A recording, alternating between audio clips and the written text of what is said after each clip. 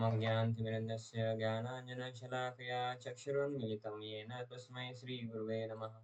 श्रीचैतन्यमनोभीष्टं स्थापितं येन भूतले स्वयं रूप कदा मह्यं ददाति स्वपदान्तिकं। वन्देऽहं श्रीगुरो श्रीयुतपदकमलं श्रीगुरून् वैष्णवांश्च श्रीरूपं सागरजातं सहगना रघुनाथान्वितं तं सजीवं साद्वैतं सावधूतं परिजनसहितं कृष्णचैतन्यदेवं श्रीराधा कृष्णपादान् सहगना ललिता श्रीविशाखान्वितांश्च नमो विष्णुपादाय कृष्णपृष्ठाय भूतले श्रीमते भक्तिवेदान्त स्वामिनिति नामिने नमस्ते सारस्वते देवे गौरवाणी प्रचारिणे निर्विशेष शून्यवादी पाश्चात्यदेशतारिणे नमो महावदन्याय कृष्णप्रेम प्रदायते कृष्णाय कृष्णचैतन्य नामिने गौरतुषे नमः। हे कृष्णा करुणा सिन्धु दीनबन्धु जगत्पते गोपेश गोपिका कांत राधा कांत नमोस्तुते तप्त कांचन गौरांगी राधे वृंदावनेश्वरी वृषभानुसुते देवी प्रणमामि हरिप्रिये वाञ्छाकल्पतरुभ्यश्च कृपा सिन्धुभ्येव च पतितानां पावनेभ्यो वैष्णवेभ्यो नमो नमः। जय श्री कृष्ण चैतन्य प्रभु नित्यानंद श्री अद्वैत गदाधर श्रीवासादि गौर भक्तवृंद हरे कृष्णा कृष्णा कृष्णा हरे हरे हरे राम राम राम हरे हरे मूकं करोति वाचालं पंगुं लंघयति गिरिं यत्कृपातमहं वन्दे श्रीगुरु दीनतारिणम्। हरे कृष्णा। तो माफ कीजिए, कल मैं ज़्यादा समय निकला नहीं इसलिए वो डाल नहीं पाया। क्या कुछ मैसेज है? I am waiting in the lobby, Prabhuji. I guess you need to admit me. Okay, आ गए। ठीक है। तो वो कल 31 तारीख है। कल सभी भक्त कुछ ना कुछ सेवा में बिजी होंगे अपने अपने घर के काम में दिवाली की, इसलिए सोचा कि आज ही कर लेते हैं, क्योंकि और आगे 2 हफ्ते नहीं होगा क्लास। मैं वृंदावन रहूंगा तो उधर वो फैसिलिटी नहीं रहता है, क्योंकि हमारा वॉकिंग परिक्रमा है, तो सुबह पूरा वॉकिंग ही रहता है 5:30 बजे से। तो क्लास नहीं होंगे, इसलिए आज ही कर लेते तो एटलीस्ट ये वीक का हो जाएगा। अभी अगले 2 वीक नहीं होगा वो क्लास, तो इसलिए आज ही करने का सोच रहे थे। तो अभी हमने पिछली बार देखा तीसरे अध्याय का इम्पोर्टेंट श्लोक में देखा था, कामैश क्रोधैश रजोगुण समुद्वात, ये हमने देखा था। इसका अनुवाद भी हमने देखा था कि काम भावना है ना, कि इस जगत में हमको ये चाहिए वो चाहिए। स्त्री को पुरुष का शरीर, पुरुष को स्त्री का शरीर, और स्त्री पुरुष दोनों को पैसा, है ना, और बंगला, अच्छे अच्छे कपड़े, स्त्रियों के लिए गहने, पुरुषों के लिए बड़े बड़े चीजें, नाम शोहरत, ये चाहिए। इसको बोलते काम वासना। काम वासना मतलब बहुत बड़ी बड़ी इच्छा है, जरूरत से ज्यादा, उसको काम वासना बोलते हैं।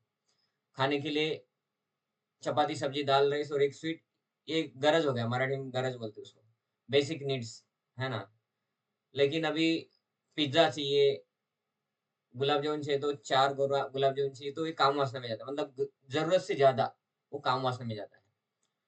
तो काम कहाँ से आता है बोले, ऐसे अनवांटेड डिजायर्स कहाँ से आती है, तो वो बोले कि रजोगुण, इधर लिखा होना है रजोगुण से आता है, कि ये सब भावना जो है वो रजोगुण से आता है।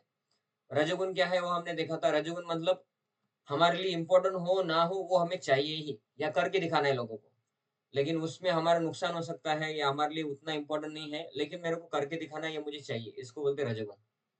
और सतुगुण क्या है? सतुगुण मतलब जो मेरे लिए इम्पोर्टेंट है उसके लिए मैं प्रयास करूंगा और वो चीज लाऊंगा, तो उसके लिए प्रयास करके लाना उसको रजोगुण नहीं बोल सकते। इम्पोर्टेंट है तो चलेगा, है ना, लेकिन इम्पोर्टेंट नहीं है फिर भी उसके लिए बहुत ज्यादा प्रयास करना, उसको रजोगुण बोलते हैं।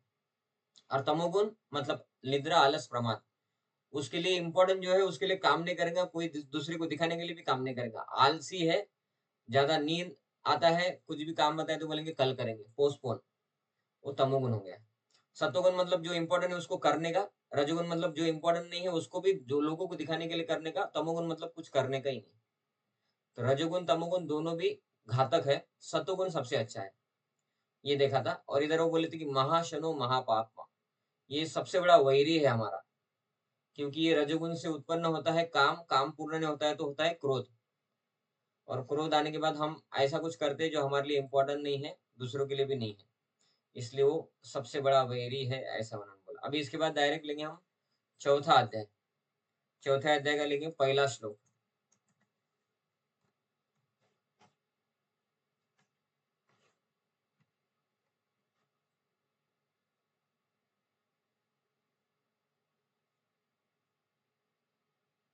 ये है चौथा अध्याय, और चौथे अध्याय का पहला श्लोक।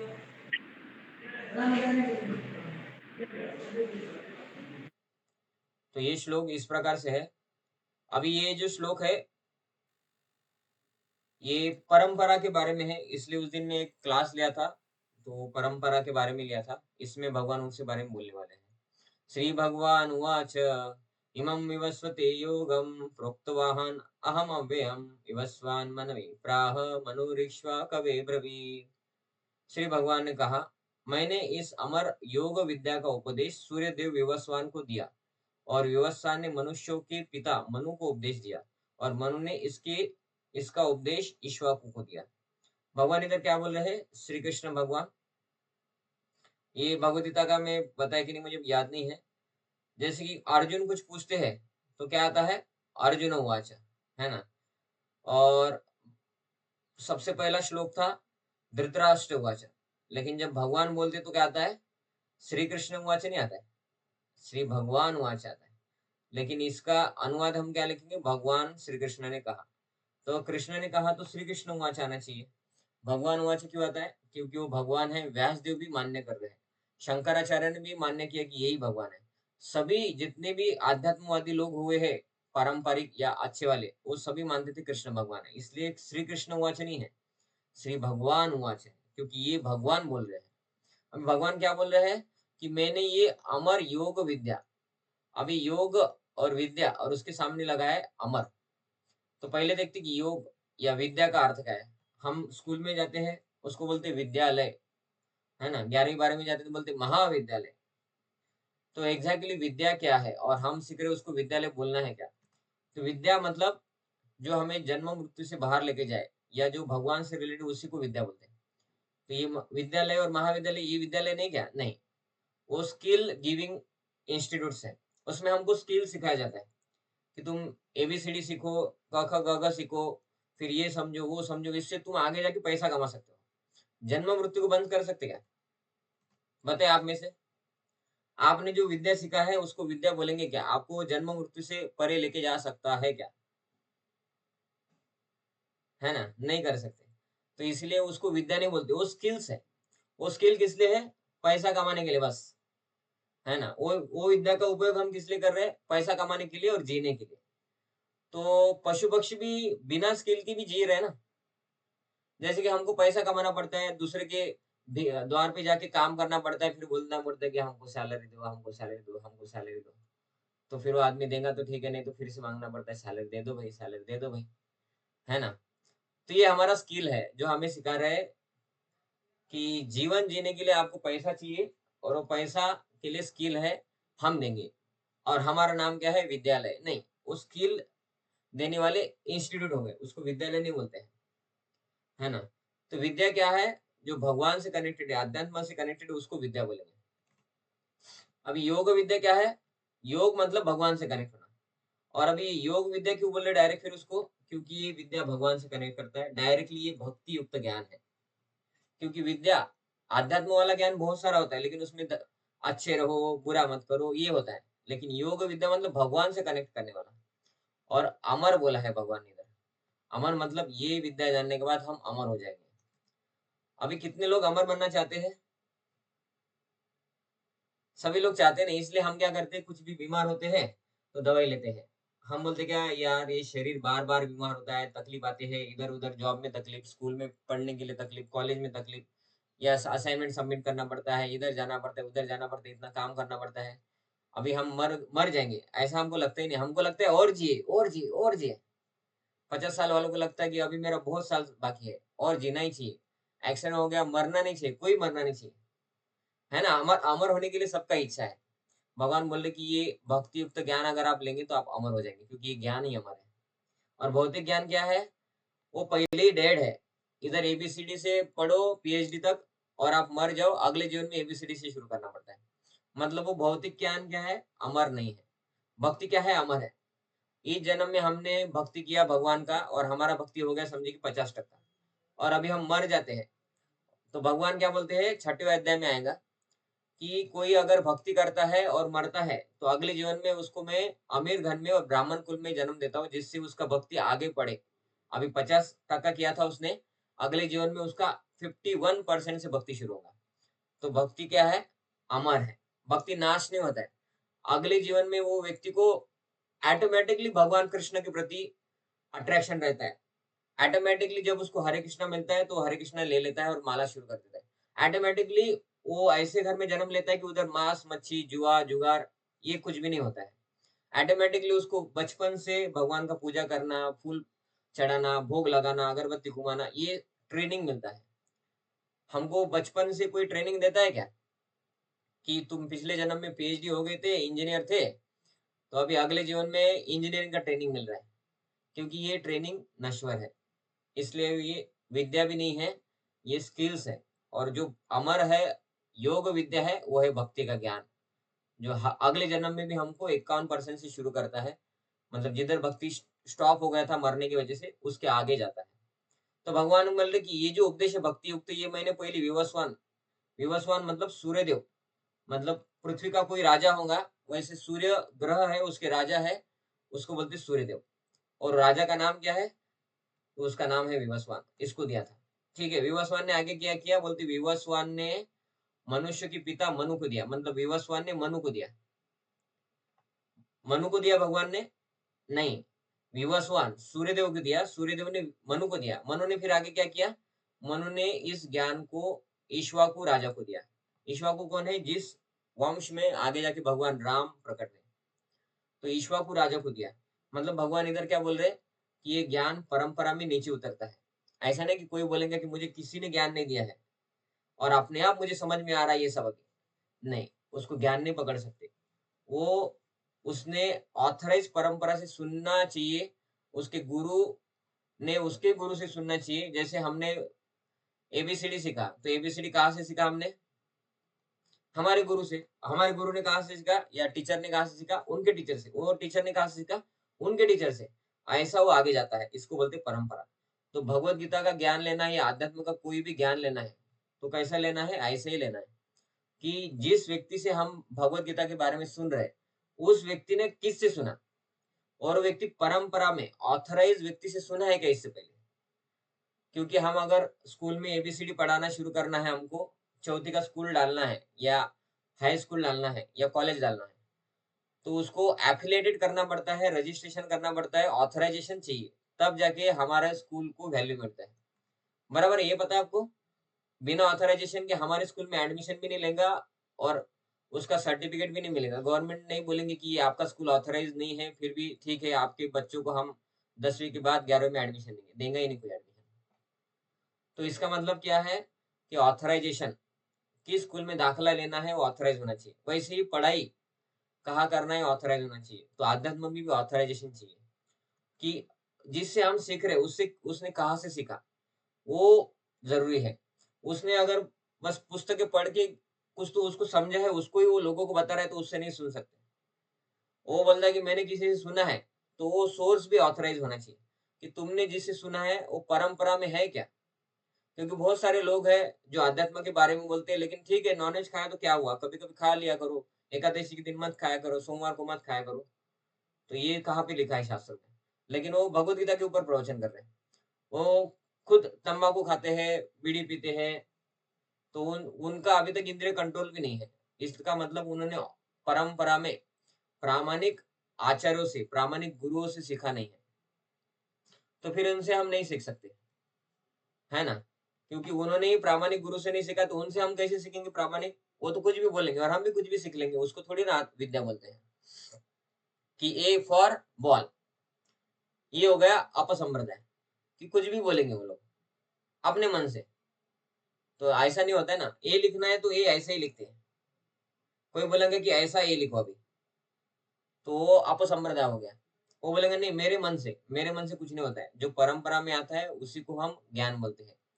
हम अपने मन से कुछ भी बोलेंगे, वो तो मेंटल स्पेकुलेशन हो गया। मेरा मनोधर्म, मुझे क्या लगता है? मुझे क्या लगता है ऐसे भगवान मिलेंगे क्या? उससे मिलेंगे ही नहीं, इसलिए जो परंपरा इंपॉर्टेंट है। भगवान इधर परंपरा का बता रहे हैं कि परंपरा मतलब क्या है कि हम जिसे सुने हैं उसने उसके गुरु से सुना होना चाहिए, उस व्यक्ति ने उसके गुरु से, और ये 4 जो संप्रदाय है, प्रामाणिक संप्रदाय उसमें से होना चाहिए। तो इसमें प्रभुपाद जी आगे लिखते हैं कि अ, सूर्यदेव कौन है? तो वो भगवान कृष्ण की आदेश के हिसाब से चलता है। ये ब्रह्म संहिता में बताया गया है, 5वां अध्याय 52 नंबर श्लोक। यत् चक्षुरेष सविता सकल ग्रहाणां राजा समस्त मूर्तिरशेष तेजा यस्याग्नया भ्रमति संवृत काल चक्रो गोविंदमादि पुरुषम तमहं भजामि। ये ब्रह्म संहिता मतलब ब्रह्मा जी बोल रहे हैं। क्या बोल रहे ब्रह्मा जी? कि गोविंद आदि पुरुषम, भगवान कृष्ण ही आदि पुरुष है, उनके पहले कोई पुरुष आया ही नहीं, या उनसे ही सब कुछ आया है, उनसे पहले कोई नहीं था, उसको बोलते आदि पुरुष। तम अहम भजामि, ऐसे भगवान कृष्ण की मैं पूजा करता हूँ। ऐसे भगवान कैसे भगवान? तो बोलते यत् चक्षुरेश सविता सकल ग्रहाणाम राजा समस्त मूर्ति शेष तेजा। ऐसे भगवान की जिनकी यज्ञा भ्रमति समृत काल चक्र, जिनकी आज्ञा से सूर्यदेव सभी तरफ घूम रहे हैं, और सभी जो ग्रह है उनके राजा है सूर्यदेव।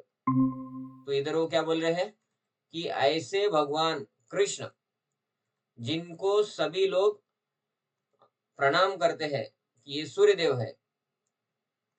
सॉरी, ये दिखाया नहीं था मैंने। यह चक्षुरेश सविता सकल ग्रहाणाम राजा समस्त मूर्ति शेष तेजा, कि ऐसे भगवान जो सभी राजाओं के, सभी ग्रहों के राजा सूर्यदेव, उनको भी अपने भय से घूमने के लिए मजबूर करते हैं। कैसे भगवान? मैं उन गोविंद की पूजा करता हूँ जो आदि पुरुष है, जिनके आदेश से समस्त लोकों का राजा सूर्य प्रबुद्ध शक्ति तथा उष्मा धारण करता है, और यह सूर्य भगवान के नेत्र तुल्य है, और भगवान कृष्ण की आज्ञा अनुसार ही सभी के लिए सूर्य प्रकाश दे रहा है।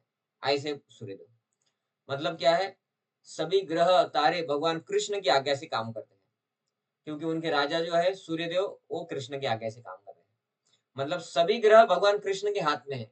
हम बोलते हैं ना, शनि आपका गलत है चल रहा है, राहु गलत चल रहा है, ये गलत चल रहा है, वो गलत चल रहा है, ये अंगठी पहनो, वो अंगठी पहनो, कुछ नहीं है। सभी ग्रहों के राजा कौन है? सूर्यदेव। और सभी ग्रहों के मालिक कौन है? भगवान कृष्ण।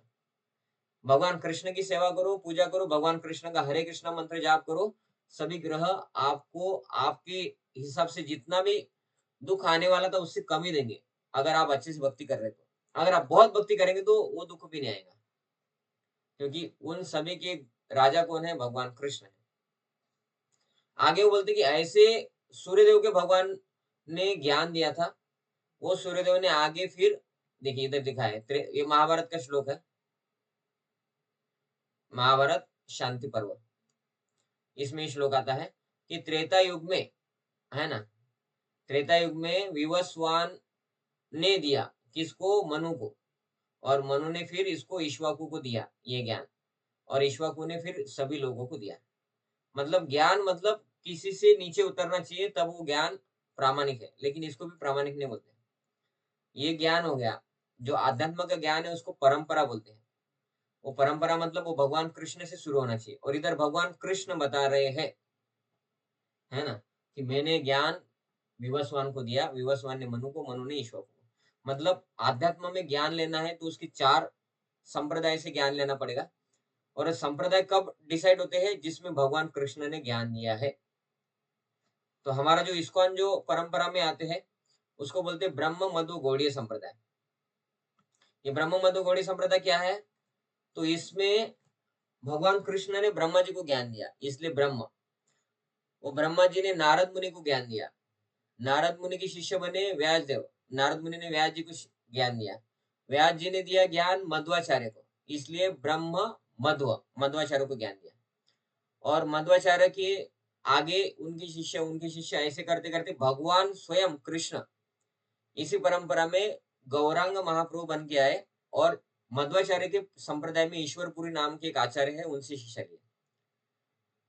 तो इसलिए ब्रह्म, कृष्ण ने ज्ञान दिया ब्रह्मा को, मध्वाचार्य को दिया, फिर बाद में व्यास जी ने, इसलिए मध्व। और इसी परंपरा में गौरांग महाप्रभु है, इसलिए गौड़ीय, ब्रह्म मध्व गौड़ीय संप्रदाय। तो इस्कॉन कौन से संप्रदाय में बिलोंग करता है? तो ब्रह्म मध्व गौड़ीय संप्रदाय। तो ये संप्रदाय का कौन है? संप्रदाय उसको बोलते हैं जिनमें ज्ञान भगवान कृष्ण ने दिया है, इसलिए कृष्ण ने ब्रह्मा को दिया, फिर ब्रह्मा ने नारद को, नारद ने व्यास को, व्यास ने मध्वाचार्य को। वो ऐसे उतरते उतरते ईश्वरपुरी, फिर चैतन्य महाप्रभु, षड गोस्वामी, ऐसे उतरते उतरते इस्कॉन में प्रभुपाद, जो शिला प्रभुपाद इस्कॉन की रचना की उन्होंने, फाउंडर आचार्य। और ऐसे करते करते उन्होंने फिर आगे उनके शिष्य हम। तो हम जो ज्ञान दे रहे हैं ये हम खुद होके तैयार नहीं किए, ये सब हम पुस्तकों से बता रहे हैं, इसमें मन से कुछ नहीं बता रहे। और ये पुस्तक ये प्रभुपाद जी ने लिखे हैं, जो परंपरा के प्रमुख आचार्य हैं, अभी इस्कॉन के प्रमुख आचार्य हैं, ऑल टाइम शिक्षा गुरु बोलते उसको। उनकी शिक्षा के आधार पे सभी चलता है। और वो प्रभुपाद जी भगवान के शुद्ध भक्त थे, उन्होंने जीवन में पालन किया, सभी तरफ इसको फैलाया भी। तो इसको बोलते परंपरा, जो भगवान कृष्ण से शुरू होता है, इसलिए ये प्रामाणिक परंपरा है। बाकी लोग बहुत कुछ बोलते हैं इसको, सॉरी, कृष्ण के ऊपर, राधा के ऊपर, या हरे कृष्ण महामंत्र के ऊपर भी बोल देंगे, लेकिन वो ब्रह्म मधु गौड़ी संप्रदाय में नहीं है। और इसके अलावा और 3 संप्रदाय बोले जाते हैं जो प्रामाणिक है, श्री संप्रदाय, रुद्र संप्रदाय और कुमार संप्रदाय। ये 3 भी ये ब्रह्म मधु गौड़ी संप्रदाय के साथ ये 3 भी ऑथराइज संप्रदाय है, क्योंकि इनका नाम शास्त्रों में लिखा है। इनसे हम आध्यात्म के ऊपर ज्ञान ले सकते हैं। इनके अलावा बहुत सारे लोग हैं, अलग अलग कुछ ना कुछ ज्ञान देते रहते हैं, तो इनसे नहीं लेना है क्या? तो हम बोलेंगे कि डायरेक्ट नहीं लेना है, थोड़ा बहुत लेना है तो ले लो, लेकिन अगर स्ट्रिक्टली बोले तो लो ही मत। अगर आपके पास अगर प्रामाणिक स्रोत है, तो प्रामाणिक स्रोत से ही सभी नॉलेज लीजिए। अगर हम बोलेंगे कि वो भी तो ठीक ही तो बता रहे, तो स्रोत कैसा रहता है कि एक स्कूल है, उस स्कूल का यूनिफॉर्म है खाकी, खाकी और व्हाइट। एक स्कूल है, उसका यूनिफॉर्म है ब्लू एंड व्हाइट। एक स्कूल है, उसका यूनिफॉर्म है ब्लैक एंड व्हाइट, और उसमें कोट ब्लैक होना चाहिए। तो ये सभी अलग अलग स्कूल है, और समझे कि ऑथराइज है। लेकिन मेरा एडमिशन हुआ है ब्लैक एंड व्हाइट, और जिसमें कोट पहनते हैं ऐसे स्कूल में, जिधर बोलते कि कोट भी पहनो, शूज भी पहनना है आपको, ऐसा। तो हम बोलेंगे कि हमारा इधर है, लेकिन इधर मुझे ज्ञान नहीं लेना है, या थोड़ा ज्ञान इधर से लेता हूँ और खाकी वाले से भी थोड़ा लेता हूँ, कि मुझे पसंद नहीं है कोट पहनना, तो मैं कभी स्कूल में खाकी पहन के जाऊंगा। तो आप बताइए, ये चलेगा क्या? कि आपका स्कूल का यूनिफॉर्म ब्लैक एंड व्हाइट और उसके ऊपर कोट है, आप बोलेंगे मैं खाकी पहन के जाऊंगा, तो चलेगा क्या आपके स्कूल में? नहीं। नहीं चलेगा ना। लेकिन बाकी स्कूल में तो चलता है ना। तो ऐसा नहीं होता है, हम जिस स्कूल में है उसी टीचर से हमें पढ़ना है। वो टीचर जो होमवर्क बोलेंगे वही होमवर्क करना है, उसका यूनिफॉर्म है वही यूनिफॉर्म हमें पहनना है। वो स्कूल वाले बोलेंगे कि आज छुट्टी, तो आज छुट्टी। हम नहीं बोल सकते वो स्कूल को आज छुट्टी, आपने हमको आज छुट्टी क्यों नहीं दिया? बोल सकते क्या? नहीं बोल सकते। आपने स्कूल में जाएंगे तो एब्सेंट लग जाएगा। तो जिस स्कूल में है उसी से स्कूल का हमें शिक्षा लेना पड़ता है, तब जाके उसका डिग्री मिलेगा, उसके ज्ञान मिलेगा। तो वैसा ही होता है परंपरा में। अभी हमारे लिए अवेलेबल परंपरा इधर कौन सा है? तो इस्कॉन या ब्रह्म मधु गौड़ी संप्रदाय। तो उसका हम टीचिंग लेंगे तो हमारा भक्ति में बहुत ज्यादा प्रगति होगा। उनका होमवर्क करेंगे, उनका पुस्तकें पढ़ेंगे तो। अभी हम बोलेंगे कि वो यूट्यूब पे वो बाबा आते हैं कोई भी, वो परंपरा में नहीं है, लेकिन राधा कृष्ण के बारे में ठीक ही तो बोलते हैं, सब कुछ लीला के बारे में बोलते हैं, ये बोलते हैं वो बोलते हैं। तो कुछ ऐसा बोल देंगे कि भगवान हम हैं, या हम आगे जाके भगवान बन जाते हैं। तो थोड़ा बहुत तो आध्यात्म के ऊपर बोलेंगे, लेकिन ऐसा कुछ डालेंगे कि हम भगवान बनेंगे। अब ये शास्त्रों की तरह है ही नहीं कि हम भगवान बनेंगे। अगर ऐसा होता तो सत्ययुग में कुछ लोग भगवान बनना चाहिए था, त्रेता युग में कुछ लोग भगवान बनना चाहिए था, और द्वापर युग में, और उन लोगों का लिस्ट होना चाहिए भागवतम में। लेकिन ऐसा किधर मिलता ही नहीं, भागवतम किधर बोलता ही नहीं कि दो दो तीन तीन भगवान हो गए या लाखों करोड़ों भगवान हो गए। अगर हम भगवान बन जाएंगे कुछ दिन के बाद, तो बहुत सारे भगवान होना चाहिए। भगवान एक ही है, सबका मालिक एक, ऐसा बोलना नहीं चाहिए साईं बाबा ने। इसका मतलब ये लोगों का फिलोसफी गलत है। लेकिन वो गलत फिलोसफी देने के लिए वो सही फिलोसफी भी यूज कर रहे हैं।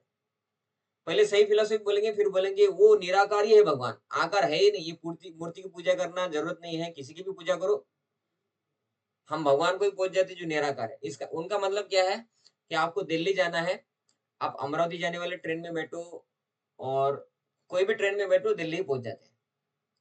तो ये तो गलत ज्ञान हो गया ना।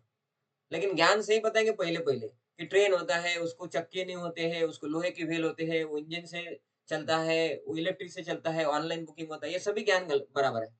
और फिर बोलते हैं कोई भी टिकट लो, आप दिल्ली पहुँच जाओगे। ये गलत ज्ञान है, इसलिए सभी से नहीं सुनना है। सभी क्या करते हैं, कुछ भी बोलेंगे इधर-उधर का और फिर अपने मन से कुछ भी बोलेंगे, जो शास्त्र के हिसाब से परंपरा में नहीं है।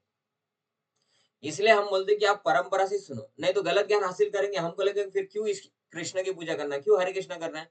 हम बोलेंगे गोविंद जय जय गोपाल कोई बोलेगा नहीं, हम बोलेंगे कि जय जय राधा रमन हरे इसका ही माला करें, कोई बोलेगा नहीं हम राधे राधे करेंगे, इसका माला करेंगे। कोई बोलेगा नहीं हरे कृष्णा हरे राम ऐसा करेंगे। क्योंकि हमने यूट्यूब पे ये बाबा से सुना था। तो अभी हम इस्कॉन में हरे कृष्ण महामंत्र जो भगवान कृष्ण स्वयं इस परंपरा में आए और इस परंपरा को और ऑथराइज़ कर दिए, कि ये परंपरा में जो मंत्र है वही करना है। लेकिन हम इधर-उधर कुछ भी सुनेंगे कि भगवान निराकार है, मंत्र कोई भी करो, किसी भगवान की पूजा करो, सभी भगवान हैं, मैं भी भगवान हूँ, आप भी भगवान हैं, आगे जाके बन जाएँगे। तो सही ज्ञान का उपयोग करके ये लोग बीच में ऐसा कुछ डालेंगे और हमें क्या लगेगा कि इस्कॉन ने ऐसा बोल रहा है, ये बोलते लहसुन प्याज मत खाओ, बोलते तुमको जो खाना है खाओ, तुम्हारे अंदर भाव होना चाहिए बस। आपको नॉन-वेज भी खाना है तो ऐसा समझो कि भगवान का प्रसाद ही है करके। तो मतलब क्या है, किसी से भी सुनेंगे वो राधा कृष्ण के ऊपर भी बोलेंगे तो भी गलत बोलेंगे आगे जाके। इसलिए सबसे नहीं सुनना है, ये भगवान स्वयं इधर बोल रहे हैं, कि जो परंपरा में है, उन्हीं लोगों से हमें सुनना चाहिए। तो भगवद गीता का इतिहास भगवान इधर इधर प्रभुपाद जी बता रहे हैं कि कम से कम ये जो भगवद गीता है, ये 12 करोड़ 4 लाख वर्ष पहले बताई गई थी, है ना? तो ये भगवद गीता अभी-अभी नहीं बताई। भगवान क्या बोल रहे हैं, ये भगवद गीता मैंने सूर्यदेव विवस्वान को बोला था और उस सूर्यदेव विवस्वान ने मनु को बोला, फिर मनु ने ईश्वर को बोला। अभी ईश्वर को कौन है? राजा रामचंद्र के वंशज, मतलब राजा रामचंद्र से पहले कृष्ण ने ईक्ष्वाकु को दिया, है ना? इधर प्रभुपाद जी बोल रहे हैं कि ये गीता कम से कम 12 करोड़ 4 लाख साल पहले बताई थी भगवान कृष्ण ने, किसको? सूर्यदेव को। मतलब ये भगवान ने कब बताया? अभी कृष्ण कब आए? द्वापर युग में। द्वापर युग मतलब त्रेता युग की बात। और त्रेता युग में जो राम आने वाले हैं, उनके जो वंशज है, उनके वंशज के भी पहले मनु, मनु से पहले सूर्यदेव, उनको भगवान कृष्ण कैसे बताएंगे? क्योंकि भगवान कृष्ण तो उनके बाद आए ना। तो इसका उत्तर ये है कि भगवान कृष्ण पहले से ही है और भगवान कृष्ण ने पहले ही विवस्वान को दिया और विवस्वान ने मनु को दिया, फिर उन्होंने इक्ष्वाकु को दिया और आगे जाके इक्ष्वाकु के वंश में राम आए, मतलब राम से भी कृष्ण पहले होके गए हैं, क्योंकि उन्होंने मनु को दिया ना पहले ने सूर्यदेव विवस्वान को ज्ञान दिया। इसका अर्थ कि भगवान कृष्ण भगवान है। ऐसा नहीं कि द्वापर युग में आए मतलब पहले नहीं थे। हमारा हो जाता है कि भाई मेरा एज इतना है, समझेंगे मेरा एज अभी 34 है, तो मैं 34 साल से इधर हूँ, तो मैं 34 साल के नीचे जो लोग हैं उनको कुछ बताऊंगा। मैं बोलूंगा कि 150 साल पहले मैंने अ, महात्मा गांधी को ये भगवद गीता बताया था और उनको गिफ्ट भी किया था। हम बोलेंगे प्रभु जी आपका एज 34 है, आपने 150 साल पहले महात्मा गांधी को कहाँ से दिया, है ना? तो आगे जाके अभी अर्जुन ये प्रश्न करेंगे उनको। इसका अर्थ क्या होता है कि भगवान ने विवस्वान को दिया, इसका अर्थ भगवान उससे पहले भी थे। ठीक है? तो ये बहुत पुरानी है भगवद गीता का। तो इसमें आगे अभी भगवान बोल रहे कि एवं परंपरा प्राप्तम एवं राजर्षयो विदुः स कालेन योग महता योग नष्ट परंतप। अभी भगवान इधर बोल रहे हैं परंपरा। ठीक है? परंपरा का अर्थ होता है गुरु परंपरा। ऐसा नहीं कि मुझे अपने आप ज्ञान हो गया या मेरे गुरु बस हमारा 3 गुरु तक का परंपरा है, नहीं। आपका परंपरा कैसा होना चाहिए? आपको ज्ञान दिया आपके गुरु ने, इनको ज्ञान दिया इनके गुरु ने, इनको ज्ञान देना चाहिए उनकी गुरु। ऐसा करते-करते भगवान कृष्ण आपके सोर्स होने चाहिए ज्ञान में। आपकी परंपरा में ऐसा एक व्यक्ति होना चाहिए जो पहले भगवान कृष्ण से ज्ञान लिया हो, तब जाके आपका परंपरा ऑथराइज़ होता है। अन्यथा आपका परंपरा ऑथराइज़ नहीं है। ये अपसंप्रदाय है। आपको संप्रदाय से ज्ञान लेना पड़ेगा क्योंकि आपका संप्रदाय भगवान कृष्ण से ज्ञान नहीं लिया है। तो बीच में आपके गुरु ने कुछ भी मन से डाला होगा। आपने नहीं मन से डाला लेकिन आपके गुरु ने डाला होगा तो इसकी वजह से बहुत सारे संप्रदाय इधर भारत में हमें दिखता है आध्यात्म के ऊपर ज्ञान देते हैं, लेकिन एक दूसरे के प्रति विरोधी मत है। क्यों विरोधी मत है? क्योंकि संप्रदाय नहीं है वो अपसंप्रदाय है। विरोधी मत कैसे हो जाएंगे? अगर सभी प्रामाणिक संप्रदाय है, तो सभी ने बोलना चाहिए कृष्ण भगवान है, कोई बोलता है राम भगवान है, कोई बोलता है कि शंकर जी भगवान है, कोई बोलता है दुर्गा भगवान है, महाराष्ट्र में बोलते हैं कि गजानन महाराज भगवान है, स्वामी समर्थ भगवान है, उधर साईं बाबा भगवान है बोलते हैं लोग। तो ये अलग-अलग विरोधाभास कैसे हो गया? कोई बोलता है गणपति भगवान है, कोई बोलता है मसोबा, खंडोबा और क्या-क्या शनि भगवान है, कोई बोलता है कि परमात्मा एक पंचमुखी हनुमान ही भगवान है ना? तो ऐसे बहुत अलग-अलग क्यों हो गए फिर? क्योंकि उन्होंने संप्रदाय नहीं है, वो अपसंप्रदाय है। अपसंप्रदाय मतलब ऐसा ही है, जो मुझे लगता है वो भगवान है और मैं गुरु बन के लोगों को बताऊँगा बस। और उससे एक संस्था शुरू हो जाता है और वो बोलते हैं हम बराबर बोल रहे हैं। दूसरा बोलते हैं कहाँ पे बराबर बोल रहे हैं? हम बराबर बोल रहे हैं। देवी से सब कुछ आया है। तो फिर ये क्यों हो रहा है? ये देवी से भी नहीं आया है और साईं बाबा से नहीं आया और गजानन महाराज से भी नहीं आया। ये इन लोगों ने तैयार किया हुआ फिलॉसफी है, क्योंकि ये लोग उनके गुरु भगवान कृष्ण से कनेक्टेड नहीं है। ये अपना ही कुछ भी ज्ञान तैयार किया है। तो इसलिए परंपरा का ज्ञान बहुत इम्पोर्टेंट है। ऑथराइज़ स्कूल से ही हम पढ़ाई करते हैं और डिग्री लेते हैं। किसी भी अनऑथराइज़ स्कूल से नहीं लेते हैं। हमें अगर पैसा इन्वेस्ट करना है, उसमें भी हम ऑथराइज़ेशन देखते हैं कि किसी कंपनी का शेयर खरीदना है या किसी बैंक में हमको अकाउंट खोलना है, हमारे पास 20 करोड़ है, 25 करोड़ है, तो हम एक बैंक का नाम है दिवाला बैंक, उसमें डालेंगे क्या? नहीं, हम एचडीएफसी, एसबीआई ऐसे ऑथराइज़्ड बैंक में ही डालेंगे। हम देखिए गाँव में किसी ने बैंक शुरू कर दिया कि श्री बलराम अर्बन सोसाइटी और आपको 25 करोड़ डालना है, आप डालेंगे क्या? नहीं, आप डालेंगे ही नहीं, क्योंकि ये श्री बलराम अर्बन सोसाइटी कभी भी पैसा लेके घूम के भाग जा सकता है और आपको पता भी नहीं चलेगा कि हमने पैसा डाला था किधर गया करके। रातों-रात पूरा सोसाइटी गायब हो गया, अर्बन सोसाइटी। तो इसको ऑथराइज़ेशन बोलते हैं कि ज्ञान लेने में भी वही है। किसी से भी यूट्यूब पे नहीं सुन सकते हम कि ये भी तो बराबरी तो बोल रहा है, कृष्ण राधा कृष्ण के ही भक्त है ये लोग। नहीं, वो 4 संप्रदाय में से ब्रह्म संप्रदाय, रुद्र संप्रदाय, श्री संप्रदाय और कुमार संप्रदाय में से है क्या? और अभी हमारे पास जो संप्रदाय है उससे ज्ञान लेना सबसे इम्पोर्टेंट है। हम जिस हम जिस गाँव में हैं, वो गाँव में समझिए कि XYZ स्कूल है, तो हमें उसी की पढ़ाई करना पड़ेगा ना। हम नहीं बोल सकते फॉरेन में तो ऐसा सिखाते हैं लोगों को, हम भी वही सीखेंगे अभी। ऐसा बोल सकते क्या? महाराष्ट्र में, नागपुर में ऐसा बोल सकते क्या हम? बताइए कि फॉरेन में ऐसा पढ़ाया जाता है, हम भी वही पढ़ाई करेंगे और हमारा एडमिशन है जेडपी में। तो ऐसा नहीं हो सकता। अभी हमारे पास जेडपी है, तो जेडपी का ही हमें पूरा सिलेबस कवर पढ़ना पड़ेगा, तब हम उसमें उन्नत हो सकते हैं। तो अभी हमारे पास जो संप्रदाय है, उस संप्रदाय से हमें ज्ञान लेके आगे बढ़ना है, क्योंकि उससे हमारा विकास होगा, ऐसा है। अगर हम बोलेंगे कि इनका गलत है और वो सही है और वो हमारे पास ज्ञान देने के लिए है ही नहीं, तो फिर क्या, कहाँ से क्या होगा हमारा? ऐसा है। तो इधर आगे क्या बोल रहे हैं भगवान परंपरा के बारे में कि ये जो परंपरा है, इस प्रकार यह परम विज्ञान गुरु परंपरा द्वारा प्राप्त किया गया और राजर्षियों ने इसी विधि से इसे समझा।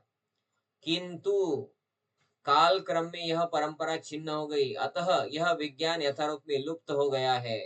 भगवान बोले मैंने सूर्यदेव को दिया, सूर्यदेव ने विवस्वान को, विवस्वान ने ईक्ष्वाकु को दिया। लेकिन ये ईक्ष्वाकु को दिया त्रेता युग में। उसके बाद ये परंपरा नष्ट हो गई। इसका अर्थ क्या है? भगवान बोल रहे कि अच्छी चीजें लोगों को कितना बताओ, लोग भूल जाते हैं और ये नष्ट हो जाता है किधर तो भगवान अभी ये क्या कर रहे हैं? भगवान अभी ये अर्जुन को बोल रहे कि मैं इसलिए तुमको दे रहा हूँ ताकि ये आगे जाके लोग परंपरा में सुने, है ना?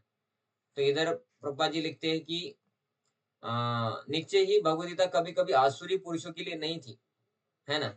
जिन इधर क्या बोलते हैं? जिनसे किसी को भी इसका लाभ न मिलता और जो अपनी सनक के अनुसार विभिन्न प्रकार की विवेचना करते। आसुरी लोग क्या है? भगवदगीता लेंगे, भगवदगीता के ऊपर ही बोलेंगे, लेकिन अपनी आसुरी प्रवृत्ति के हिसाब से कुछ भी बोलेंगे। अरे भगवान कृष्ण नहीं है, वो निराकार के बारे में बात कर रहे हैं। निराकार शब्द किधर आया? भगवान में बता। इधर डायरेक्ट लिखा है श्री भगवान वाच, जब कृष्ण बोलते हैं। अब निराकार वाच किधर आ गया? है ही नहीं ना। तो ये अपनी सनक के अनुसार मतलब क्या है? अपने मन से कुछ भी बोल देंगे लोग। क्यों? क्योंकि उनका वृत्ति कौन-सा है? आसुरी। इसलिए ये परंपरा के अधीन नहीं है, इसलिए इनको आसुरी बोला जाता है। अतः जैसे ही असाधु भाष्यकारों के निहित स्वार्थों से गीता का मूल उद्देश्य उच्छिन्न हुआ, वैसे ही गुरु परंपरा स्थापित करने की आवश्यकता प्रतीत हुई। मतलब क्या है कि गलत लोगों के हाथ में ये ज्ञान चला गया, इसलिए परंपरा खंडित हो गई, ऐसा बोला। तो 5000 वर्ष पूर्व भगवान ने स्वयं देखा कि गुरु परंपरा टूट चुकी है, अतः उन्होंने घोषित किया कि गीता का उद्देश्य नष्ट हो चुका है। 5000 साल पहले ही भगवान ने क्या किया, अर्जुन को बोल रहे हैं द्वापर युग में कि त्रेता युग में जो परंपरा नष्ट हो गई, वो गलत लोगों के हाथ में चली गई, फिर नष्ट हो गई, इसलिए मैं अभी तुमको गीता बता रहा हूँ, ऐसा भगवान अर्जुन को बोल रहे इनडायरेक्टली। इधर प्रभुपाद जी बोल रहे कि संसारी विद्वानों ने गीता की असंख्य टीकाएं की है, किंतु वे प्राय सभी श्री कृष्ण को स्वीकार नहीं करते। कि गीता के ऊपर लोग प्रवचन करते हैं, गीता के ऊपर लिखते भी है कि हमारी गीता, गांधी जी ने भी गीता लिखा था, लेकिन गांधी जी भगवान कृष्ण के भक्त नहीं थे। वो बोलते अगर आपने मुझे प्रूव किया कि भगवान कृष्ण है तो मैं हिंदू धर्म ही छोड़ दूंगा। क्यों? क्योंकि वो गोपियों के साथ नाचे। अभी इनको ये भगवान समझ में है। इतने सारे लोग हैं जो राधा कृष्ण का विग्रह बना के उनको रख के पूजा कर रहे, रुक्मिणी विठल का नहीं बनाते, जाता रुक्मिणी कृष्ण का नहीं बनाते, राधा कृष्ण का बनाते। उन लोगों को कम समझा है क्या? ये गांधी जी को ज्यादा समझेगा कि मैं गांधी जी क्या बोलते हैं, मैं परंपरा में नहीं ज्ञान लिया, ऐसा नहीं बोलते। वो बोलते कि मैं भगवत गीता से क्या सीखा, अहिंसा, और अहिंसा के बाद क्या सीखा, देश को स्वतंत्र करना है। ये थोड़ी ना है भगवत गीता का ज्ञान। भगवत गीता का ज्ञान है कि भगवान की भक्ति करो, कृष्ण की भक्ति करो, उससे तुम भगवान के पास जाओगे। तो अपना ही मन से कुछ भी लोग लिखने लगते हैं, गांधी जी ने भी लिखा है कुछ भी अपने मन से। तो ऐसे बहुत सारे हैं जो भगवान कृष्ण को भगवान स्वीकार ही नहीं करते, हालांकि हर श्लोक में बोला है श्री भगवान वाचा, लेकिन वही भगवान का गीता यूज करके बोलती है ये भगवान नहीं है। तो अभी ऐसे लोगों से सुनना चाहिए क्या? हमें नहीं सुनना चाहिए। तो ऐसे बहुत सारे लोग हैं जो गीता भागवत के ऊपर प्रवचन करेंगे, अलग अलग उनके चैनल के ऊपर भी प्रवचन आते हैं, लेकिन नहीं सुन सकते। यूट्यूब पे आते हैं लेकिन नहीं सुन सकते, क्योंकि वो सभी भगवान कृष्ण के भक्त भी नहीं है और ऑथराइज भी नहीं है। और कुछ लोग ऐसे होते हैं परंपरा में न होने के कारण पीछे पीछे गलत काम चालू रहता है उनका, और ऐसे लोग फिर कभी कभी जेल में भी जाते हैं, और ऐसे लोग कुछ कुछ फिर आगे जाके घोषित करते कि अभी मैं ही भगवान बन गया। तो ये सब गलत संप्रदाय, गलत लोगों की सिद्धांत, इसको बोलते हैं अपसंप्रदाय। इसलिए सबसे नहीं सुनना है। ऑथराइज अभी आपके पास ब्रह्म मध्व गौड़े संप्रदाय इस्कॉन है, तो उनसे सीखेंगे तो आपको गलत ज्ञान कुछ भी नहीं मिलेगा, ऐसा। तो आगे जाके फिर इसमें बहुत कुछ है, लेकिन वो सब नहीं लेंगे हम। तो इसमें अभी 3 नंबर श्लोक लेंगे। स एवायमया तेद्यम योग प्रक्त पुरातन भक्तों में सका चेती रहस्यम है तदुत्तमम। भगवान बोल रहे कि अभी ये मैं तुमको बता रहा हूँ। मतलब क्या है, वो परेला परंपरा नष्ट हो गया, इसलिए मैं तुमको बता के अभी नया परंपरा इधर स्थापित कर रहा हूँ। आज मेरे द्वारा वही यह प्राचीन योग यानी परमेश्वर के साथ अपने संबंध का विज्ञान। योग मतलब क्या होता है, विद्या मतलब क्या होता है, परमेश्वर के साथ कैसे जुड़े, इसको बोलते हैं सबसे बड़ा विज्ञान। विज्ञान इसको नहीं बोलते कि आ, कैसे हम दो लिक्विड एकत्र करके तीसरा लिक्विड बनाए, है ना, या कुछ नया वस्तु बनाए। नहीं, वो क्या विज्ञान हो गया। भगवान से कनेक्ट होना उसको बोलते हैं विज्ञान, या उसको बोलते हैं योग। बस एक्सरसाइज करके ऐसा करने को योग नहीं बोलते, उसको एक्सरसाइज बोलते हैं। वो वो योग नहीं हुआ। योग मतलब भगवान से कनेक्ट करने के लिए वो करके इंद्रिय कंट्रोल करेंगे और भगवान का नाम लेंगे, तब वो योग हुआ। नहीं तो खाली बस योग कर रहे, बॉडी बना रहे बस, ताकि हम कुछ भी पाप करेंगे तो शरीर को तकलीफ नहीं होना चाहिए, उसको थोड़ी ना योग बोलते हैं, उसको व्यायाम बोलते हैं, है ना। तो योग मतलब जो भगवान परमेश्वर के साथ हमें कनेक्ट करता है, उसको योग बोलते हैं। और ये प्राचीन योग है। प्राचीन मतलब परंपरा में आया है और बहुत पहले भगवान ने दिया है। ऐसा नहीं कि अभी 300 साल पहले हमारे गुरु ने हमारे गुरु के ज्ञान अपने आप प्रकट हुआ था उनके मन में, ऐसा नहीं होता है। तो ये प्राचीन नहीं हुआ। तो अभी भगवान क्या बोले, ये प्राचीन इतिहास तुमसे कहा जा रहा है क्योंकि तुम मेरे भक्त और मित्र हो। तो ये बहुत इंपॉर्टेंट है। इधर भगवान बोलते कि भक्तो सी में सखा चेती, तुम मेरे भक्त हो और तुम मेरे सखा हो, इसलिए मैं तुम्हें ज्ञान दे रहा हूँ। भगवान किसी को भी ज्ञान नहीं देते, क्योंकि असुर लोग भगवान का पुस्तक लेके गलत बताते हैं। तो अभी असुरों को तो बिल्कुल नहीं बोल सकते, अभक्तों को भी नहीं बोल सकते जो कृष्ण को मानते ही नहीं। बहुत सारे अभक्त है, भगवान कृष्ण का गीता लेके ही बोल रहे भगवान कृष्ण नहीं करके, तो वो तो अभक्त है। तो भगवान क्या बोल रहे हैं कि ऐसे अभक्तों के हाथ में गीता जाती है तो वो गीता का दुरुपयोग करता है, गलत मतलब निकालता है। इसलिए मैं तुमको दे रहा हूँ, क्यों? क्योंकि तुम मेरे भक्त हो और मेरे सखा भी हो, मित्र भी हो। तो मित्र होना, सखा होना ये क्वालिफिकेशन है अर्जुन का, इसलिए भगवान उनको गीता बता रहे हैं और नया परंपरा स्थापित कर रहे हैं। क्यों? क्योंकि ये ज्ञान नष्ट हो गया था। अतः तुम इस विज्ञान की दिव्य रहस्य को समझ सकते हो, क्योंकि तुम मेरे मित्र और सखा हो। सबसे सॉरी, मित्र और भक्त हो। भक्त ही भगवान के दिव्य रहस्य को समझ सकते हैं। इसलिए भगवान उनको बता रहे हैं। इसका अर्थ क्या है? जो भक्त नहीं है, वो भगवान का दिव्य रहस्य समझ नहीं सकते। इसलिए फिर उनसे हम नहीं समझ सकते। क्योंकि उनको ही नहीं समझा तो हमको क्या बताएँगे? जिसको रहस्य समझा है, वो हमको समझा सकते हैं भगवान कौन है, कैसे भगवान को प्रसन्न कर सकते हैं, कौन-सा मंत्र करना है, कोई भी नहीं बता सकता। इसलिए भक्तों से सुनना है। इधर भगवान बोल रहे हैं कि इधर भगवान इसमें प्रभुपाद जी लिखते कि किंतु असुर भगवान कृष्ण को उस रूप में नहीं मानते। वो नहीं मानते कि भगवान कृष्ण है करके। वो क्या बोलते हैं? अरे निराकार भगवान है। वो निराकार का ही रूप है कृष्ण। ऐसा किधर बोला है भगवद गीता में? किधर भी नहीं बोला है। उल्टा ऐसा बोला है कि कृष्ण से निराकार ब्रह्म ज्योति आती है। 12वें अध्याय में बोलेंगे भगवान कि ब्राह्मण प्रतिष्ठा अहम। ब्राह्मण मतलब ब्रह्म ज्योति की प्रतिष्ठा मेरे ऊपर होती, मतलब मैं फाउंडेशन हूँ ब्रह्म ज्योति का।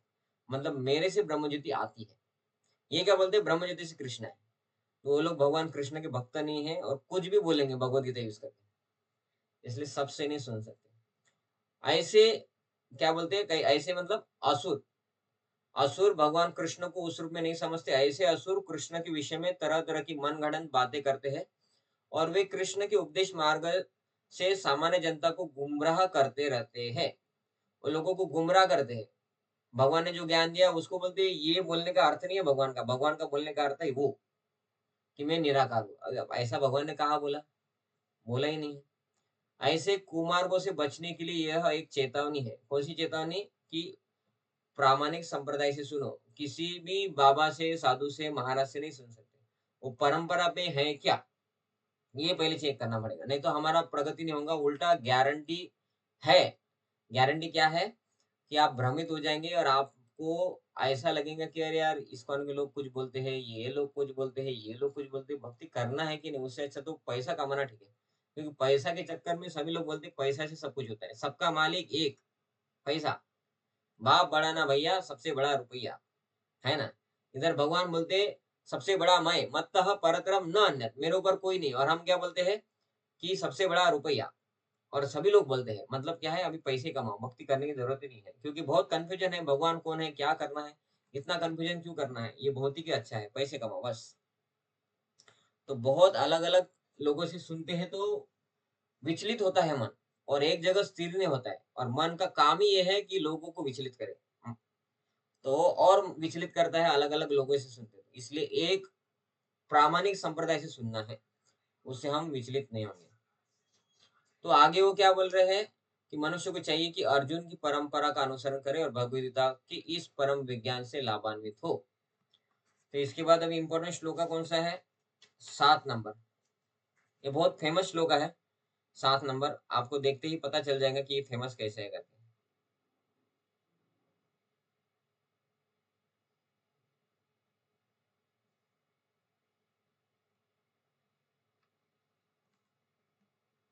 है ना? ये आपने सुना होगा ना कभी, संगीत के साथ सुना होगा। यदा यदा हि धर्मस्य, ऐसा करके सुना होगा आपने, है ना? यदा यदा हि धर्मस्य ग्लानिर्भवति भारत अभ्युत्थानमधर्मस्य तदात्मानं सृजाम्यहम्। तो ये श्लोक बहुत सुना होगा, अभी पता नहीं मुझे सुना है कि नहीं आपने, लेकिन हमने तो बहुत सुना है। महाभारत टीवी में आता था, उसका भी ये टाइटल सॉन्ग रहता था। यदा यदा हि धर्मस्य, ऐसा करके आता था, है ना? तो उसका अर्थ क्या है लेकिन? तो भगवान इधर अपने प्राकट्य के बारे में बोल रहे हैं कि हे भरतवंशी, भरतवंशी मतलब अर्जुन, जब भी और जहाँ भी धर्म का पतन होता है और अधर्म की प्रधानता होने लगती है, तब मैं अवतार लेता हूँ। मतलब एक अवतार हो चुके हैं मत्स्य अवतार। 10 अवतार जो प्रमुख है, उसके अलावा 25 अवतार बोले जाते हैं। और भी बहुत अवतार है, लेकिन 10 अवतार प्रमुख जो आपको पता है, अवतार है आपको जो याद आता है, मत्स्य कूर्म वराह, इनमें से आप नाम बताइए, एक-एक बताना है सबको। बताइए। अपना माइक ऑन करके कोई भी अवतार का नाम बताइए, दशावतार में। तब मुझे पता चलेंगे कि आप सुन रहे हैं करके। खगेंद्र, नरसिम्ह, नरसिम्हा, ठीक है। और बाकी भक्त? राम अवतार। वराह अवतार बोले आपने? क्या बोले? राम राम राम जी। राम, ठीक है। मंदिरा देठे माता जी, आप बताइए। हाँ, सुनाई नहीं दिया। मत्स्य। मत्स्य, हो गया। तो ऐसे कुछ अवतार है, तो ये अवतार किसके हैं अभी आप बताइए। अभी फिर से माइक ऑन करके आपको बताना है ये अवतार किसके हैं, सभी को बोलना है। एक जैसा आपको लगेगा अगर उन्होंने कृष्ण बोला, इन्होंने विष्णु बोला, इन्होंने शंकर बोला, तो मैं फिर से शंकर नहीं बोल सकता, ऐसे नहीं। बताइए आपको जो लगता है। भगवान श्री कृष्ण के। भगवान श्री कृष्ण, ठीक है। आयुषी माता जी, आप बताइए ये सभी अवतार किसके हैं? भगवान विष्णु, भगवान विष्णु के। कहाँ से सुना आपने? या आपके मन से बता रहे? नहीं, इस्कॉन में भी सुना है ओके, और देखा भी है टीवी में ऐसा। टीवी में देखा है, ठीक है। और मंदिरा माता जी, आप बताइए किनके अवतार है सभी?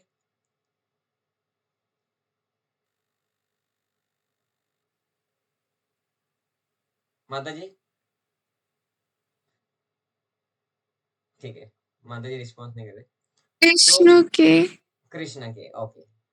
तो अभी देखिए कि ये जो सीरियल देखते हैं हम टीवी पे, वो क्या बोलते हैं और शास्त्र क्या बोल रहा है, ठीक है। ये शास्त्र है।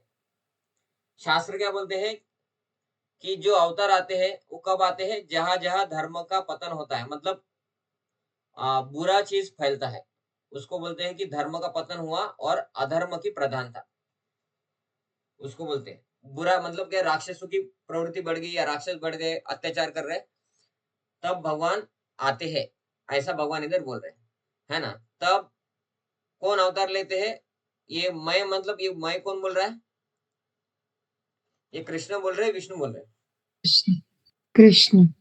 तो कृष्ण बोल रहे कि मैं अवतार लेता हूँ। यदा यदा हि धर्मस्य ग्लानिर्भवति भारत अभ्युत्थानम अधर्मस्य तदा आत्मानं सृजामि। सृजामि मतलब क्या होता है? अवतार लेता हूँ। सृजामि मतलब प्रकट होता हूँ। और अहम, अहम मतलब कृष्ण बोल रहे कि मैं अवतार लेता हूँ। ये शास्त्र है या मैं मेरे मन से बोल रहा हूँ, या इस्कॉन इस्कॉन के मन से बात कर रहे हैं? ये शास्त्र है कि नहीं है? ये शास्त्र है ना। इस श्लोक में तो हमने चेंज नहीं किया कि उधर लिखा था तदात्मानं सृजामि विष्णु, ऐसा भगवान कृष्ण ने भगवद गीता में बोला था, लेकिन इस्कॉन के लोगों ने अहम कर दिया। ऐसा है क्या? ये अहम ही शब्द है और सभी को पता है, क्योंकि ये फेमस श्लोक है, अहम ही शब्द है। अहम मतलब कृष्ण बोल रहे कि मैं अवतार लेता हूँ। तो मत्स्य कूर्म वराह नरसिंह वामन जितने भी अवतार हुए सभी कृष्ण के अवतार है। ये भगवान इधर खुद बोल रहे कि मैं ही आता हूँ अलग अलग अवतार में। तो हम महाभारत में या रामायण सीरियल में जो देखते हैं रामानंद सागर के, कि ये सब विष्णु के अवतार है, ये कैसा? तो ये विष्णु के अवतार नहीं है, एक्चुअली ये अवतार कृष्ण के है, लेकिन आते विष्णु से है। इसका अर्थ क्या है कि डेविड यादव प्रभु, ये कौन है? ये नहीं, आप माइक बंद कर दिए। ये प्रभु जी है चित्रकूट से, लेकिन अभी नागपुर में रहते हैं इस्कॉन मंदिर में, और कंपनी में जाते हैं इस्कॉन मंदिर से। तो कोई क्या बोलेगा कि डेविड प्रभु इस्कॉन मंदिर से आते हैं, तो डेविड प्रभु का जन्म इस्कॉन से हुआ। या कोई क्या बोलेगा डेविड प्रभु इस्कॉन नागपुर में रहते हैं, मतलब इस्कॉन में ही रहते हैं, नागपुर में ही रहते हैं। ऐसा अलग अलग कोई भी तर्क कर सकता है ना। लेकिन अगर आपको पता चले कि डेविड प्रभु चित्रकूट नाम का एक शहर है या गांव है, उधर से है, और उनका जन्म उधर हुआ था, अभी आते वक्त नागपुर से आ रहे हैं, है ना। तो अभी आपको पूछा कि डेविड प्रभु कहाँ से बिलोंग करते हैं या कहाँ से आते हैं, तो आप क्या बोलेंगे? चित्रकूट से आते हैं, बराबर ना। वैसे ही भगवान कृष्ण आदि पुरुष है, ब्रह्मा जी भी बोलते हैं कि भगवान कृष्ण से सब कुछ आए हैं। और उनसे ही आगे जाके विष्णु आते हैं और विष्णु के बाद फिर बाकी अवतार आते हैं। लेकिन विष्णु और बाकी अवतार सभी आए हैं भगवान कृष्ण से ही। इसलिए भगवान इधर क्या बोल रहे हैं कृष्ण कि सभी अवतार मुझसे ही आते हैं। ये इसका एक अर्थ हुआ और दूसरा अर्थ इसका ऐसा भी हम पकड़ सकते हैं कि विष्णु ही कृष्ण है। क्यों? राम कृष्ण नहीं क्या? वराह भगवान कृष्ण नहीं क्या? तो वो भी कृष्ण है ऐसा भी बोल सकते हैं। और या वो भी कृष्ण है विष्णु है, सभी कृष्ण है विष्णु है ऐसा ही बोल सकते हैं। इसको बोलते हैं अचिंत्य भेदाभेद तत्व। अब ये थोड़ा आपको डिफिकल्ट हो जाएगा समझने के लिए, लेकिन अगर उद्गम स्थान बोले तो कृष्ण है सबका। इवन विष्णु भी कृष्ण से आते हैं। इसका बहुत बड़ा एक लेक्चर भी है, वो कभी बाद में बताएंगे। नहीं तो आपको अगर इसके बारे में थोड़ा जानकारी चाहिए तो मैं मेरे यूट्यूब चैनल पे एक लेक्चर डाला हूँ बलराम जयंती के ऊपर, उसमें आप देख लीजिए। उसमें पीपीटी से मैंने बताया है कि कैसे विष्णु उनसे आते हैं। और एक्चुअली एक विष्णु नहीं है, 3 विष्णु है, महाविष्णु, गर्भोदक्ष विष्णु, क्षीरोदक्ष विष्णु। तो उसमें 5 मिनट में आपको समझ जाएगा कि कैसे कृष्ण से ही विष्णु आते हैं और फिर विष्णु से बाकी अवतार आते हैं। तो ये भगवत गीता का मेन श्लोक है ना, कि सभी अवतार मैं हूँ, भगवान कृष्ण से आते हैं। इसलिए हम बोलते हैं कि सब कुछ भगवान कृष्ण से आते हैं। और ऐसे बहुत सारे श्लोक है भागवत गीता में ही, वो जिसमें बोला जाता है कि भगवान विष्णु के ऊपर कृष्ण है करके। कृष्ण से सब कुछ आता है, विष्णु से नहीं, ऐसा। तो ये श्लोक के ऊपर ज्यादा बात नहीं करने की जरूरत, क्योंकि हमें पता ही है अधर्म का पतन और अधर्म की बढ़ाई होती है। मतलब क्या है कि कौरव का पावर कम होता है और सॉरी, पांडव 5 ही होते हैं और कौरव 100 होते हैं और उनके पास राज्य चला जाता है। तो भगवान आते हैं, कौरव से राज्य निकालते हैं, पांडव को देते हैं। हिरण्याक्ष, हिरण्यकशिपु जैसे बड़े-बड़े राक्षस होते हैं, या रावण, कुंभकर्ण जैसे बड़े-बड़े राक्षस आ जाते हैं, या कंस जैसे बड़े-बड़े राक्षस आते हैं। मतलब वो क्या करते हैं, पूरी पृथ्वी के ऊपर या बहुत सारे लोगों को तकलीफ देते हैं, धार्मिक लोगों को। तो भगवान अवतार लेते हैं, इनको मारते हैं। तो सभी अवतार भगवान कृष्ण ही अवतार के रूप में आते हैं, ऐसा भगवान कृष्ण इधर बोल रहे हैं। इसका मतलब सभी अवतार कृष्ण के हैं। और तो ठीक है, अभी इसके बाद एक और इसका कनेक्टेड श्लोक है, वो ले लेते हैं। परित्राणाय साधूनां विनाशाय च दुष्कृतां धर्म संस्थापनार्थाय संभवामि युगे युगे। इधर वो क्या बोल रहे हैं कि परित्राणाय, भक्तों का उद्धार करने के लिए, साधुनां मतलब भक्त, भक्तों का उद्धार करने के लिए, विनाशाय च दुष्कृतां, दुष्टों का विनाश करने के लिए, और धर्म संस्थापनार्थाय, धर्म की स्थापना करने के लिए। कौन आते हैं? विष्णु आते हैं, ऐसा लिखा कि भगवान ने नहीं, मैं आता हूँ, मैं हर युग में प्रकट होता हूँ। भगवान कृष्ण सत्ययुग में बन के आते हैं, मत्स्य, कुर्म, वराह, नरसिंह बन के आते हैं हर युग में। त्रेता युग में क्या बन के आते हैं? तो राम बन के आते हैं। और कलयुग में, तो मैं कलयुग में मैं खुद आ जाता हूँ, कृष्ण। और ठीक है, सत्ययुग में मत्स्य, कुर्म, वराह, नरसिम्हा ये अवतार बन के आए। त्रेता युग में आप राम बन के आए, कृष्ण ही राम बन के आए। ठीक है, इधर आप लिख रहे भगवत गीता में, इसलिए हमें मानना ही पड़ेगा। और त्रेता युग, द्वापर युग में आप स्वयं आए, ये भी मानता हूँ। लेकिन कलयुग में आपके अवतार, तो मेरे अवतार है गौतम बुद्ध, भगवान श्री चैतन्य महाप्रभु, और आखिरी में एक और अवतार लूंगा मैं, भगवान कल्कि।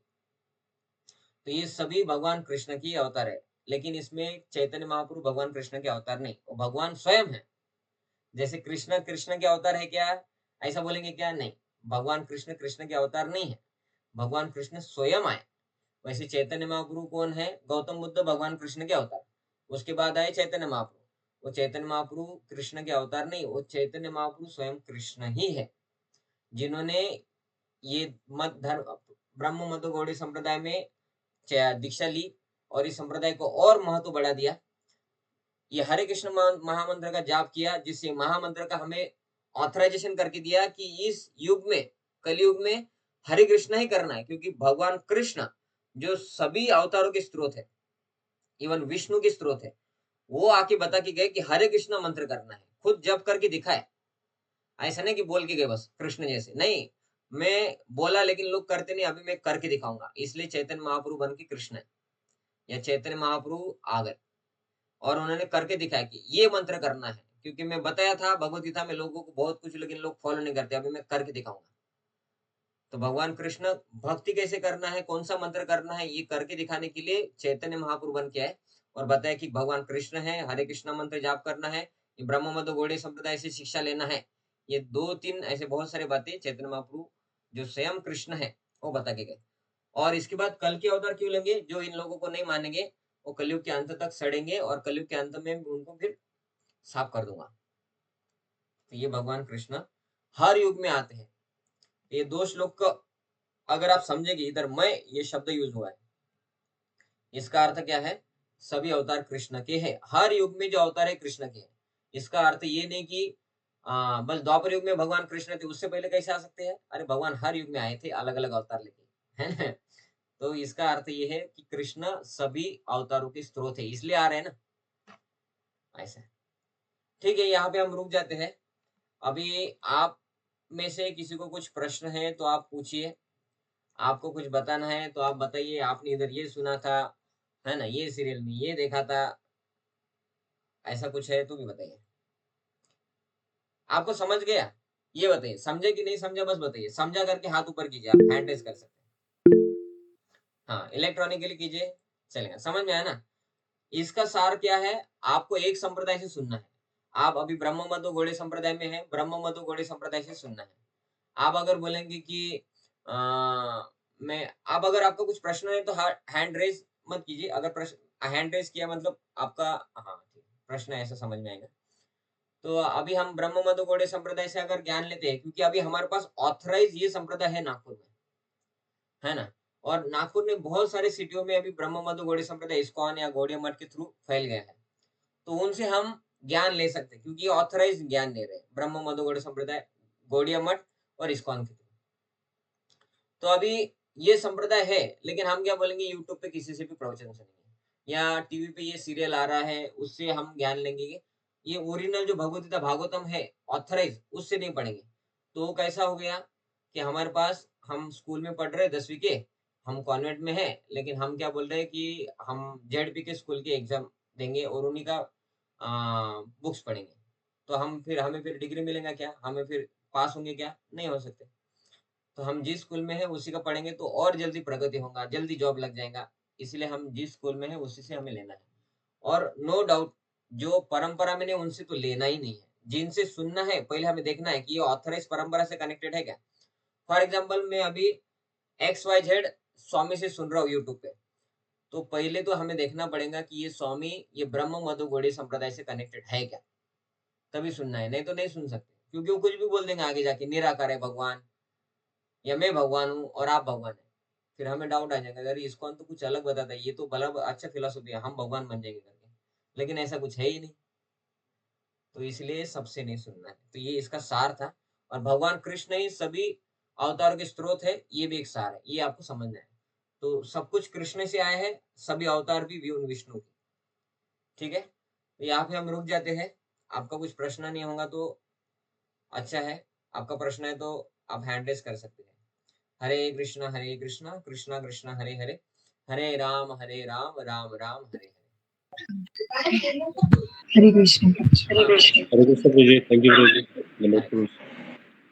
शिल प्रभुपाद की जय, ग्रंथराज श्रीमद् भगवद गीता की जय, निताय गौर प्रेमानंदे हरि हरि।